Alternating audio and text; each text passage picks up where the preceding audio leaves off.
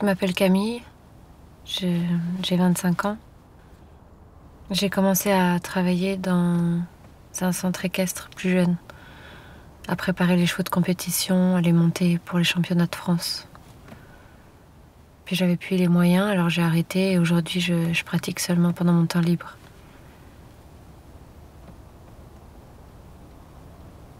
À cette période-là de ma vie, je cherchais du travail et ma monitrice était infirmière et celle qui m'a dirigée vers le milieu hospitalier.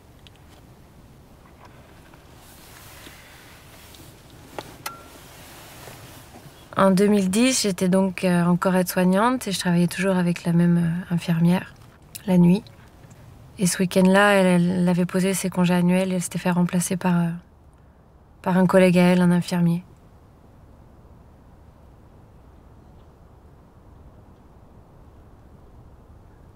Ce jeune homme-là, je l'avais déjà croisé à la relève le matin ou dans le cadre d'une réunion, je sais plus.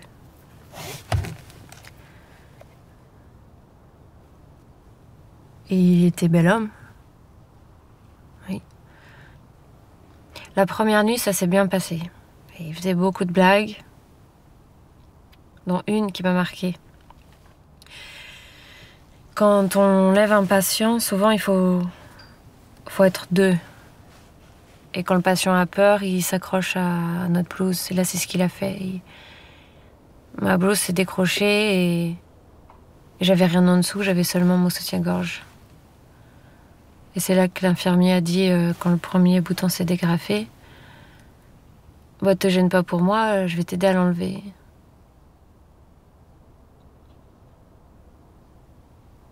Alors ça m'a dérangée. Ça m'a... Surtout à cause du patient. Mais j'ai laissé passer. Et le lendemain, c'était samedi soir exactement. Il a continué avec ses blagues. Et on était en train de préparer le matériel pour les prises de sang. Et là, il a été plus entreprenant. Il a commencé par me toucher l'épaule. Après, il y a eu un autre contact physique au bras, je crois. Et il m'a dit alors, t'as un copain? Non? Ah bon? Pourquoi? C'est à cause de ton poids? Ce genre de questions. La veille, il m'avait fait une remarque, une réflexion. Il m'avait dit... De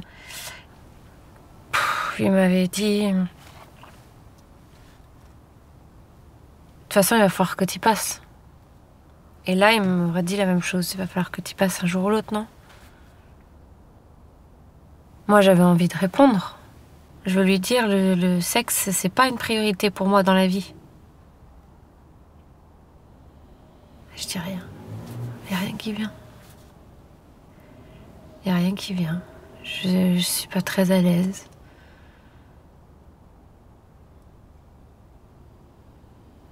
Et il y a la sonnette d'un patient. Donc j'y vais. Et quand je reviens, c'est plus le même.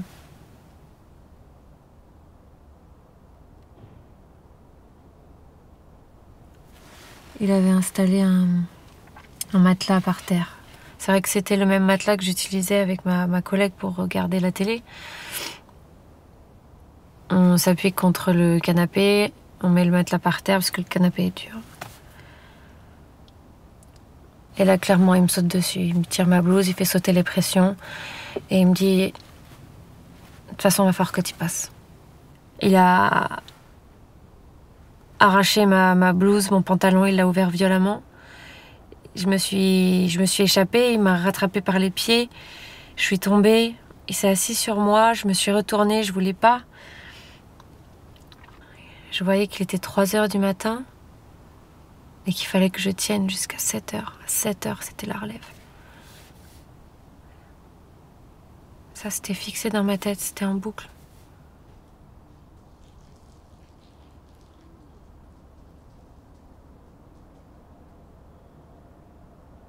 Il a déchiré mon soutien-gorge. Il a enlevé mon pantalon. Il me faisait mal. Et moi, je serrais mes mes jambes le plus fort que je pouvais pour pas que sa main rentre. Et là, il y a eu un bip d'un patient qui a sonné. Je me suis levée précipitamment, il m'a laissé partir et j'ai traversé le couloir comme une sauvage, à poil. Et je me souviens exactement de la chambre de la patiente, de ce qui m'a appelée ce soir-là. Je me souviens du bassin de cette dame, je me souviens de son numéro de chambre. Quand j'ai terminé avec elle, je lui proposais de l'eau. J'essayais de gagner du temps, d'anticiper. Comment arrêter tout ça? À 6h40, je fais le dernier tour, il reste quelques minutes avant la relève. Et il est là, il est super vénère. Et tout le monde le regarde.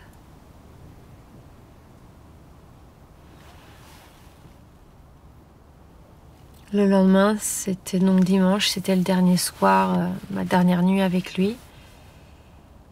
Et j'ai appelé pour dire que j'étais malade. Et je me suis fait arrêter. J'en ai pas parlé parce que j'avais peur qu'on me croie pas.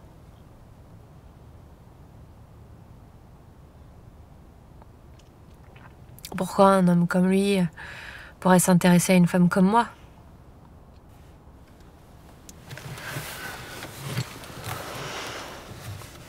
C'était violent. J'étais qu'un objet. On se dit parfois qu'on fera mieux de se laisser faire, d'attendre que ça passe.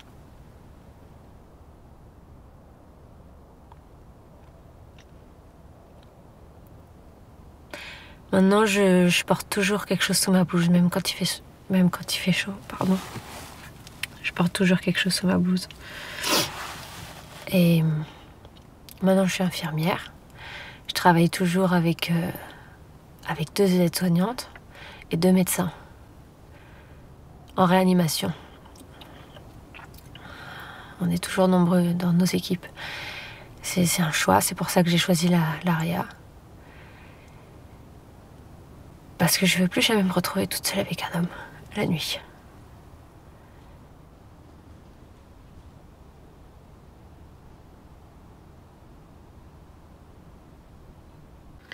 Ça s'est passé en 2002. Des mains sur les fesses, les seins. Des mains qui se promènent, des baisers forcés. Ça a duré comme un calvaire pendant plusieurs mois. Je prenais des trucs pour dormir. J'ai jamais dit à mon médecin ce qui se passait, j'osais pas en parler. C'était un élu, un homme de la ville. Et moi, je vivais seule avec mes 2 fils. En plus, j'avais un logement de fonction, donc j'avais peur d'en parler. Si j'attaquais le maire, je perdais mon emploi. Si je perdais mon emploi, je perdais l'appartement, je perdais tout. Je voyais pas comment m'en sortir. Je travaillais comme gardienne à la mairie. Je devais faire le tour le soir pour vérifier que tout était éteint. Je devais passer dans chaque pièce, chaque couloir, les fenêtres, les portes, les volets. Des fois, j'entendais ses pas. Je savais qu'il me guettait. Il me suivait à tous les étages. Je cherchais à l'éviter, il surgissait de nulle part. Quand tu rentres dans une pièce et que ton cœur s'emballe, c'est pas normal. Parfois, je changeais mon emploi du temps avec une collègue, mais il arrivait à le savoir. Ça commence vraiment le jour où, dans son bureau, il me saisit la main, il me tire et m'embrasse de force sur la bouche. Je me dis que c'est un dérapage, que ça recommencera pas. J'en parle à personne. Le 15 juillet 2013, le maire m'appelle pour savoir si je peux passer à son bureau concernant le logement de ma mère. À peine la porte refermée, j'ai même pas le temps de m'asseoir. Le maire me dit « Montre-moi tes seins ». Je suis tétanisée. Il se rapproche, ouvre le zip de mon t-shirt et touche ma poitrine. Je lui dis qu'il peut pas faire ça, mais il me demande quand est-ce qu'on peut se revoir. Il me dit qu'il pense à moi. Il m'embrasse de force, me touche les seins. Il fait comme si j'étais consentante. Je suffoque tellement à l'intérieur que je sais même pas comment reprendre ma respiration. Je pleure toute la journée. J'accepte pas ce qui se passe, mais je me tais. Je vis dans l'espoir que ça va s'arrêter tout seul. Je me dis, si je réagis, c'est fini pour moi. J'ai pas de preuves, pas de certificat médical. Ce qui est fou, c'est que je tremble encore aujourd'hui quand j'y repense. Pas très longtemps après, j'ai une collègue qui vit la même chose que moi, sauf qu'elle, elle a une réaction différente de la mienne. En pleine salle du conseil municipal, elle hurle, elle le traite de salaud devant tout le monde. Je retrouve cette collègue en pleurs dans les toilettes, je vais la voir, et puis j'ai compris qu'elle vivait la même chose que moi. Je lui parle. On décide de porter plainte ensemble. Quand je vais au commissariat pour porter plainte, là pour la première fois j'ai de la chance. La policière prend ma plainte, elle m'écoute, elle me croit. Elle redit plusieurs fois, c'est vous la victime, c'est pas lui, lui c'est l'agresseur. Elle me conseille d'aller chercher du soutien, parce qu'ici, toute seule, personne ne va m'écouter, je vais être écrasée. Une personne d'une association de victimes m'aide et m'écoute. Sans cet homme, je n'en serais jamais sortie. À partir du dépôt de plainte, il y a beaucoup de pression. Les rendez-vous au commissariat, les auditions au niveau de la police judiciaire. Le maire a nié, bien sûr. Il dit que c'est la revanche de 2 femmes qui lui en veulent. Ensuite, l'argument du maire, c'est que c'est un complot politique. Que c'est parce que c'est un homme public qu'on s'est acharné comme ça. C'est ma parole contre la sienne. Finalement, ma collègue retire sa plainte. Je me retrouve toute seule. Non seulement elle retire sa plainte, mais en plus elle dit que j'ai menti. On lui paye des choses. Une nouvelle cuisine. On éponge ses dettes. Pendant ce temps-là, les rumeurs enflent. Les ragots disent que je porte des tenues provocantes, que j'ai eu une liaison avec l'ancien maire, que j'ai des tas d'amants. Mon avocat me prépare au fait qu'ils vont enquêter sur ma vie, sur mes soi-disant amants, qu'on va me poser des questions sur ma vie intime, sur pourquoi je suis inscrite sur un site de rencontre. Le jour du procès, le tribunal est plein. Les associations féministes sont venues pour me soutenir. La procédure a duré 4 ans. Au premier jugement, il a été reconnu coupable. 4 mois d'emprisonnement avec sursis. Il a fait appel, et à l'appel, ils ont maintenu qu'il était coupable. J'ai eu énormément de pression. J'ai été obligée de partir en retraite anticipée, partir d'Alsace. J'avais très peur. Les menaces, je les ai prises au sérieux. Je suis partie. Maintenant, je fais des ménages à l'autre bout de la France. Lui, il est toujours maire. Ça commence par des compliments. Sur mon vernis à ongles, par exemple. J'aime bien quand tu mets des talons, tu mets pas souvent des jupes, c'est dommage, ça te va bien. Tout ce qui a trait à la féminité est jaugé, commenté tout le temps, tous les jours. Et puis un jour, en sortant d'une réunion, il se permet de me prendre par l'épaule, ça me gêne un peu. Le plus difficile, c'est les pauses déjeuner. Il parle de la place de la femme dans la société, se vante des prostituées qu'il est allé voir aux Pays-Bas, raconte ses expériences, il donne des détails très intimes, qu'il aime la fellation, la sodomie, qu'en France les femmes sont des bourgeoises coincées. Puis j'exprime le fait que ça me choque, plus ça l'excite, plus ça l'amuse. Il jubilait de sentir une résistance. C'était vain. À ce stade, je ne me dis pas que c'est du harcèlement, je me dis que c'est un gros lourdeau, comme les autres lourdeaux, et il faut faire avec, puisque dans ce ministère, il y a beaucoup d'hommes. Mais sa lourdeur à lui me gênait, plus que celle de mes autres collègues. Quand je remonte les faits, le harcèlement a démarré après une conf call avec les Australiens, où j'avais une prise de parole en public et où j'avais vraiment assuré. Il m'envoie des SMS avec des compliments. T'es belle, je t'admire, t'es la meilleure, tu vas cartonner. Je suis fière. C'est très rare d'entendre des compliments dans ce milieu, surtout venant de lui. Il propose qu'on se retrouve avec les autres pour travailler le week-end. Je dis ok. Il réserve un resto. Ok, sauf que c'était un resto dans un hôtel et que je me rends compte que je suis toute seule. Je commence à faire la gueule. Je suis très mal à l'aise. On mange, je dis rien, je pars dès que c'est fini. En partant, il me glisse à l'oreille « J'adore ton corps, t'as de belles fesses, t'es sexy, j'ai envie de toi. » Ça a été très vite, très clair. Et très vite, je lui ai dit fermement « Non. » Les SMS se sont multipliés. Ça peut être 10 par jour. 20, 30, parfois 150. Et là, c'est devenu beaucoup plus cru. Je t'aime, tu me manques, je vais te baiser. Je rêve de te retourner, de te prendre. On se rend pas compte comme ça, mais 10 SMS, quand c'est quotidien, sexuel et d'une violence crue, ça détruit. Il a réussi à me déstabiliser. Impossible de prendre la parole sans le redouter. Il me faisait des gestes obscènes avec sa langue, avec ses doigts. Je recevais même des SMS pendant les réunions. J'entendais le bruit du téléphone, je sentais la vibration et là, je paniquais. Généralement, je bredouillais, je me plantais. Il servait de ça pour m'humilier. À ce moment-là, je comprends pas. Je comprends pas ce qui m'arrive. J'arrive en retard aux réunions, j'oublie des documents. J'ai jamais fait ça de ma vie. Je culpabilise. C'est la spirale. Plus je me sens nulle, plus je suis nulle, plus j'arrive en retard. Moi, on me fait confiance. Je vois que le regard de mes collègues change. Je fais pas lien tout de suite avec le harcèlement. À un moment, je me rends compte que je commence à être hors du groupe, que j'ai plus toutes les informations, alors que ça s'est toujours bien passé jusque-là. Je comprends pas. Je comprends pas ce qui m'arrive. Je suis stupéfaite. Abasourdie. Je commence par changer mes tenues vestimentaires. Je me dis que peut-être que si je mets des blouses plus larges, des pantalons moins moulants, ça va s'arrêter. Inconsciemment, j'ai coupé toute ma féminité. Le harcèlement, c'est pas de la drague qui dérape. Dans la drague, il y a la notion de plaisir, d'échange, de consentement, de respect. Le harcèlement, c'est une arme de destruction massive. On se rend pas compte à quel point ça peut détruire. J'ai sombré dans une dépression assez profonde. J'ai dû m'arrêter de travailler pendant 1 an pour me soigner. J'avais peur de perdre mon travail si je parlais, alors je suis allée voir le DRH pour lui demander une mutation, et c'est là qu'a été le déclic. Il m'a écouté, il m'a posé des questions. Est-ce qu'il y a un problème dans le service?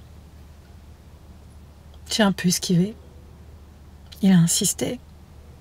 Une personne en particulier? J'ai rien dit. Il m'a demandé pourquoi je voulais partir. Je me suis embourbée. J'avais préparé des arguments, mais...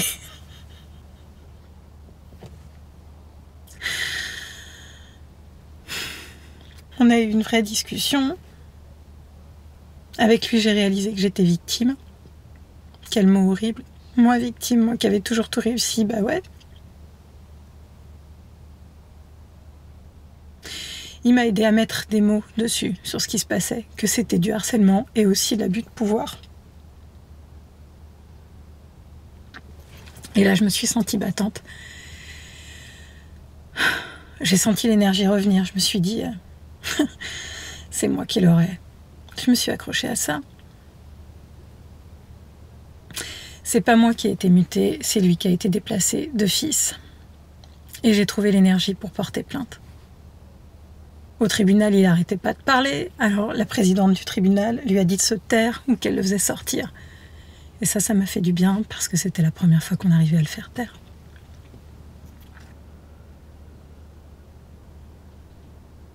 Je suis technicienne, je travaille en labo. Tout commence en 2008 quand j'ai une relation avec un agent technique juste un soir. Et quelques temps après, j'apprends en salle de pause, une personne vient me voir pour me dire qu'elle entend des trucs pas très cool sur moi. La personne en question raconte comment je taille des pipes, décrit mes gémissements, il imite le bruit, les positions.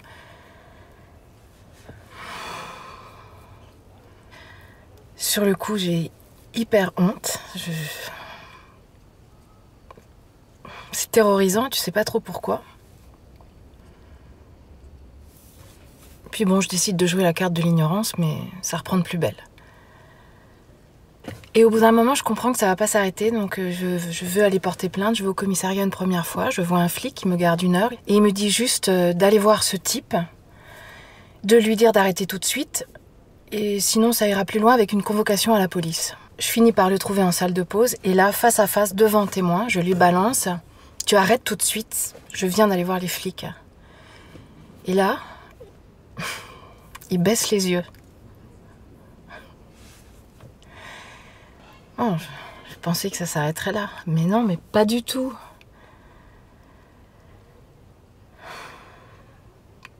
J'apprends qu'il raconte à tout le monde que Mathilde était très fâchée, qu'elle l'a grondée. Elle était très excitante, un peu comme quand je la prends. Et à ce moment-là, je bascule.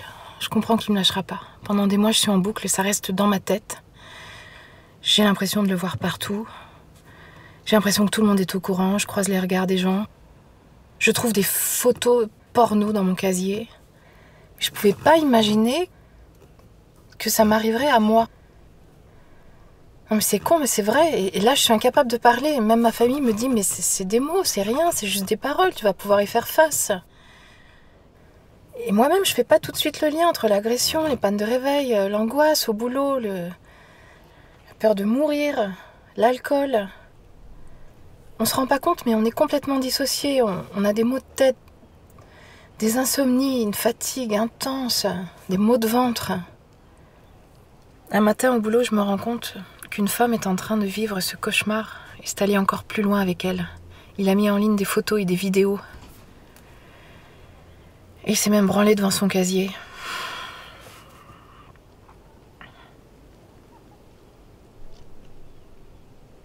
Là, je me rends compte que je vis comme ça depuis 3 ans. Donc là, j'ai décroché mon téléphone et j'ai pleuré. Pleuré avec un copain du syndicat. Il m'a proposé d'aller voir mon manager. Il a écrit un mail et très vite, j'ai eu rendez-vous. J'ai pas osé dire que j'avais couché avec lui, parce que ça rend coupable en fait. Mais ça m'a fait un bien d'entendre que c'était moi la victime, c'était lui l'agresseur. J'étais hyper courageuse de venir en parler et qu'ils étaient là pour m'aider. Avec moi, ils ont identifié les actes d'agression. Ils ont évalué la fréquence, la gravité du harcèlement. J'ai relu avec eux les textes de loi.